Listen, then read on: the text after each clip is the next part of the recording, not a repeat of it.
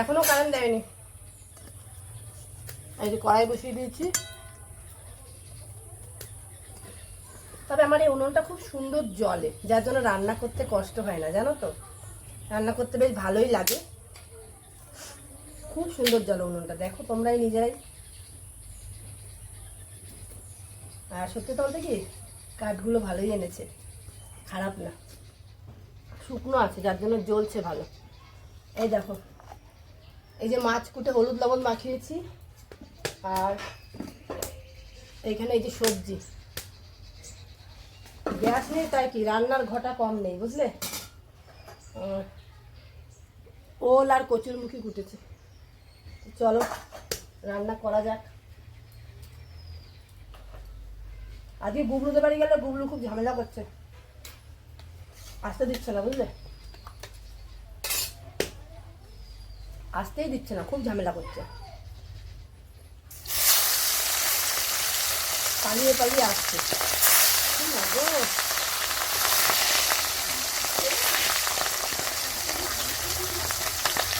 Gas শেষ আমার, দুটো সিলিন্ডার দুটোই শেষ।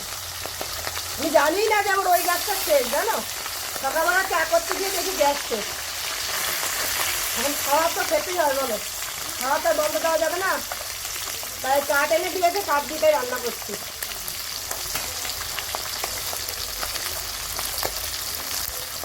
সবই ভালো, প্রচন্ড গরম, এটাই সহ্য করতে পারছি না।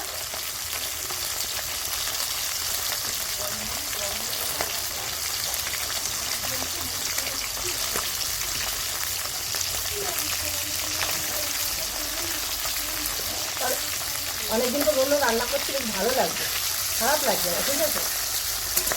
গরমটা না থাকলে মাছগুলো পেটে এত দিন যাতে বেরিয়ে আসছে, ভাজলে কি আমি প্রচুর দিন পেটে। ওই যে বাটা মাছ,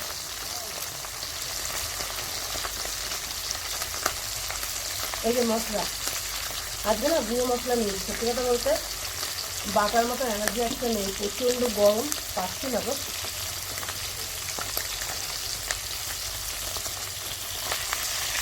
তো চলো, আমার তো রান্না বান্না হচ্ছে, তোমাদের নিশ্চয়ই হয়ে গেছে, কারণ বেলা তো অনেকটাই হয়েছে। মুখটা মুছতে মুছতে লাল হয়ে যাচ্ছে, লাল হয়ে আর কালো হয়ে, রান্না তো করতেই হবে।